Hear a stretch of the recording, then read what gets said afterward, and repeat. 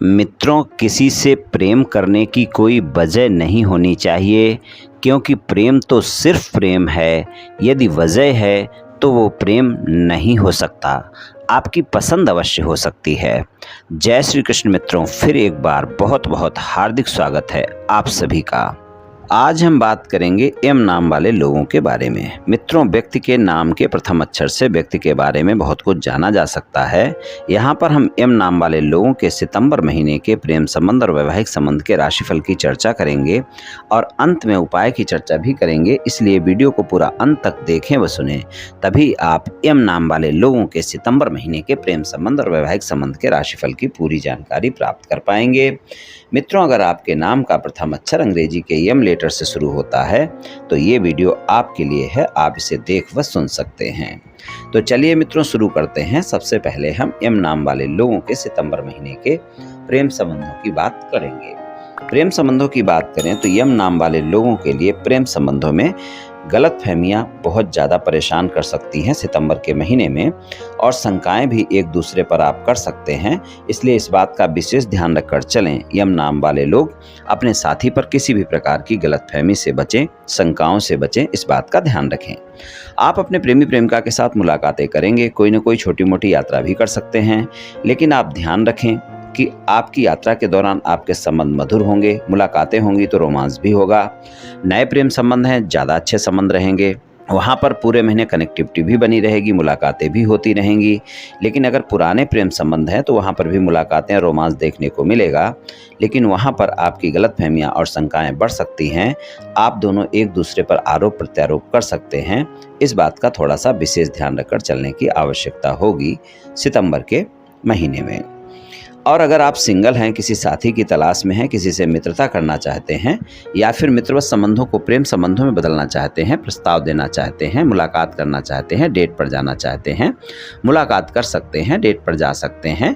लेकिन आप ध्यान रखें कि अगर आप प्रस्ताव देते हैं तो साथी के बारे में पूरी तरह से पहले जानना बहुत आवश्यक है कि आपका साथी के स्वभाव क्या है, गुड अवगुण क्या है। उसके बाद ही आप अपने साथी को प्रस्ताव दें प्रेम संबंधों में, तभी आपको अच्छे परिणाम देखने को मिलेंगे। और अगर आप बिना जांचे समझे प्रस्ताव देते हैं तो आपका प्रस्ताव स्वीकार नहीं किया जाएगा। अगर किया जाता है तो वो साथी आपका लंबे समय तक साथ नहीं निभाएगा। और वैसे तो अगर आप सितंबर के महीने में अपने साथी को प्रस्ताव ना दें तो अच्छा है, आप बातचीत करते रहें, वही अच्छा है। प्रस्ताव देने का काम आप सितंबर के महीने में ना करें तो बेहतर रहेगा, आगे के लिए टाल दें तो बेहतर रहेगा। सिंगल लोगों के लिए सामान्य से ज़्यादा परिणाम नहीं मिलेंगे सितंबर के महीने में। और अगर आपके प्रेम संबंध पहले से हैं और प्रेम संबंधों में कोई वाद विवाद चल रहा है, नो कॉन्ट्रैक्ट सिचुएशन चल रही है, आप चाहते हैं कि आपका साथी दोबारा से वापस आ जाए, तो वहाँ पर प्रयास किया जा सकता है। और जिन बातों को लेकर आपकी नो कॉन्ट्रैक्ट सिचुएशन हुई है, उन बातों को आपको स्पष्टता से सुलझाने की आवश्यकता होगी। और अगर आप स्पष्टता से अपने साथी को सारी बातें बता देते हैं, सच्चाई के साथ अपने साथी को मनाते हैं, तो आप देखेंगे कि आपका साथी आपके जीवन में वापस आ सकता है और no contract situation contract situation में बदल सकती है। और आपके प्रेम संबंध आपके प्रेमी प्रेमिका के साथ सामान्य हो सकते हैं। जिस वजह से आप परेशान हैं कि आपका साथी वापस नहीं आ रहा है, तो वहाँ पर आप प्रयास कर सकते हैं, आपको सफलता मिल सकती है। लेकिन प्रेम संबंधों में ईमानदार रहना बहुत आवश्यक है, इस बात का आप ध्यान रखकर चलें। अगर आप ईमानदार हैं तभी आपको अच्छे परिणाम मिलेंगे। और प्रेम संबंधों में एक से ज़्यादा जगह प्रेम संबंध भी आपके नहीं हैं तो भी अच्छा है। वैवाहिक संबंधों की बात करें तो वैवाहिक संबंधों में अगर हम देखें तो आपके लिए सितंबर का महीना बेहतर परिणाम दिखाएगा।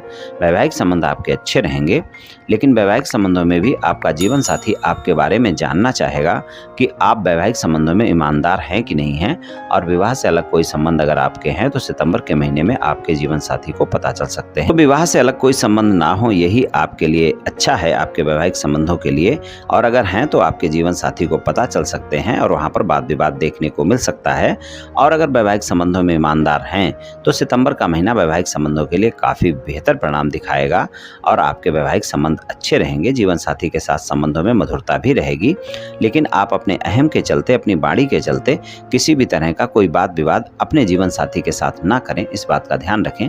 नहीं तो वहाँ पर क्रोध और आवेश में आकर वाद विवाद ज़्यादा हो सकते हैं, इस बात का आप ध्यान रखकर चलें। और अगर कोई मतभेद आपके वैवाहिक संबंधों में आपके साथी के साथ चल रहे हैं तो सितंबर के महीने में आप उन्हें समाप्त करने का प्रयास कर सकते हैं। आपके मतभेद समाप्त हो सकते हैं, लेकिन आपको बहुत ही धैर्य और संयम के साथ अपने साथी को मनाना होगा और आपको क्रोध में आकर कोई बातें नहीं करनी हैं। बहुत ही धैर्य और संयम के साथ बात करनी है और आपको अपने साथी की बातों को भी सुनना है। इस बात का ध्यान रखकर चलें। अगर आपके ज़्यादा वाद विवाद हैं तो छोटे मोटे वाद विवाद मनमुटाव आप आसानी से समाप्त कर सकते हैं। ज़्यादा मतभेद हैं तो वहाँ पर आपको ज़्यादा प्रयास करने की आवश्यकता होगी सितंबर के महीने में, तभी आपको अच्छे परिणाम मिल पाएंगे। ससुराल पक्ष के लोगों के साथ बातचीत करते वक्त वाणी पर संयम रखना आवश्यक होगा।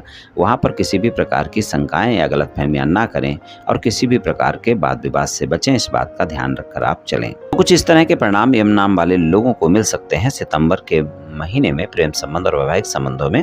चलिए उपाय की बात करते हैं।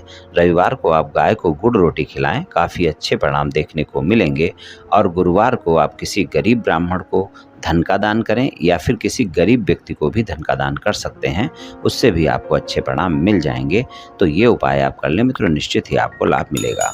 तो मित्रों, आज मैंने आपसे एम नाम वाले लोगों के सितंबर महीने के प्रेम संबंध और वैवाहिक संबंध के राशिफल के बारे में कुछ चर्चा की।